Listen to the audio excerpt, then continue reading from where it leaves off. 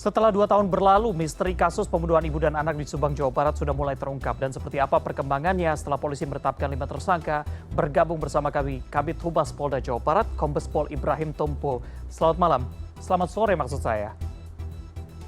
Selamat sore Mas Reza. Assalamualaikum warahmatullahi wabarakatuh. Waalaikumsalam warahmatullahi wabarakatuh. Ini setelah 2 tahun akhirnya sudah mulai terlihat titik terang dari kasus ini. Bagaimana awalnya salah satu tersangka, MR, yang menyerahkan diri ke polisi? Alhamdulillah, jadi memang melalui pemeriksaan yang mendalam, juga cukup panjang, di mana kita sudah melakukan pemeriksaan kurang lebih sebanyak 123 saksi ya, dan kurang lebih sekitar 216 item barang bukti atau alat bukti yang kita periksa. Nah, dari progres yang berjalan ini, memang 3 bulan terakhir cukup intens dan dinamis pemeriksaannya, di mana dilakukan pemeriksaan mendalam terhadap 47 saksi. Nah, dari barang bukti sendiri dilakukan beberapa pendalaman untuk bisa melihat alat-alat bukti yang punya keterkaitan secara spesifik.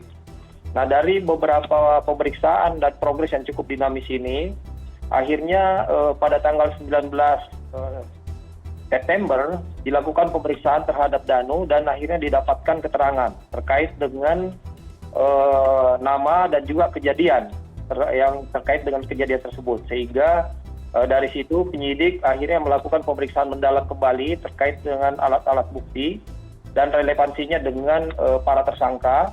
Nah, dari sana kemudian akhirnya penyidik mempunyai keyakinan untuk bisa menetapkan 5 orang tersangka ini.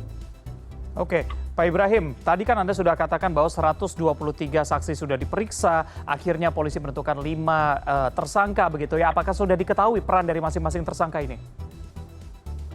Jadi mohon maaf Pak Reza, karena memang saat sekarang kita baru saja melakukan pengungkapan perkaranya, sehingga kita masih melakukan pendalaman terkait dengan pengungkapan kasus ini ya. Nah, sehingga memang peran kemudian motif belum bisa kita ungkapkan pada kesempatan saat ini. Oke, Insya Allah nanti apabila sudah melakukan pemeriksaan secara lengkap, nanti akan kita infokan kepada publik.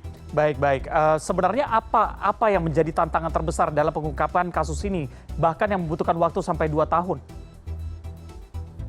Ya, jadi dalam pengungkapan perkara ini kita kan memang melakukan pengungkapan dengan dasar aturan ya, sehingga kita harus melaksanakan akuntabilitas yang selaras dengan tata kelola aturan yang ada. Nah, di mana memang penetapan seorang tersangka ini harus memenuhi syarat undang-undang. Di sini penyidik cukup berhati-hati untuk menetapkan seseorang sebagai tersangka agar punya keyakinan penuh yang didasari oleh aturan.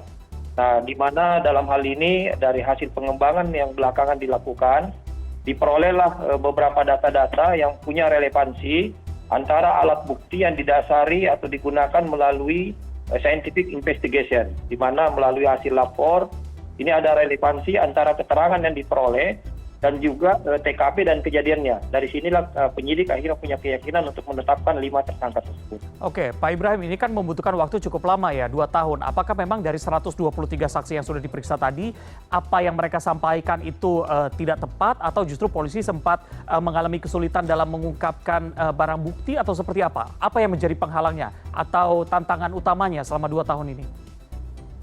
Iya, jadi memang cukup banyak saksi-saksi yang kita periksa karena memang pada saat kejadian tersebut memang terjadi di area-area yang menjadi lintasan masyarakat ya.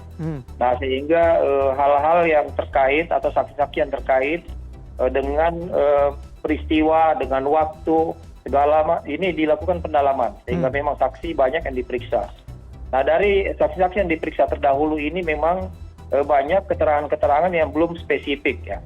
Nah, tetapi dengan adanya intensitas yang dilakukan oleh penyidik belakangan ini selama 3 bulan terakhir secara estafet melakukan pemeriksaan ulang dan mendalam terkait dengan beberapa saksi, akhirnya bisa dilakukan pemeriksaan mendalam atau spesifik terhadap keterangan-keterangan. Dari keterangan ini akhirnya merujuk kepada alat-alat bukti yang akhirnya dicek, kemudian ada relevansi dengan keterangan-keterangan itu.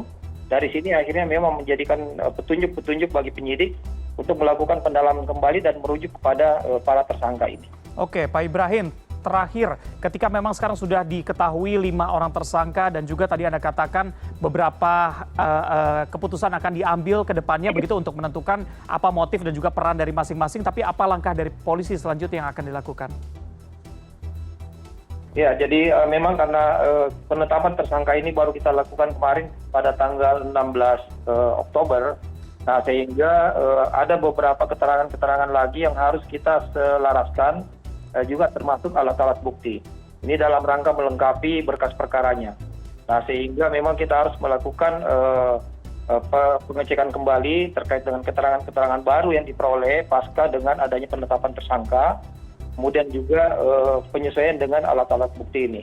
Kelengkapan ini nanti akan kita gunakan untuk melengkapi keterangan-keterangan dan juga berita acaranya, sehingga nanti begitu komplit nanti akan kita informasikan ke publik secara terbuka. Oke, baik, kita akan tunggu bagaimana update perkembangan terkini. Terima kasih sudah bergabung bersama kami Pak Kabid Humas Polda Jawa Barat, Kombes Pol Ibrahim Tompo. Selamat sore. Terima kasih. Assalamualaikum.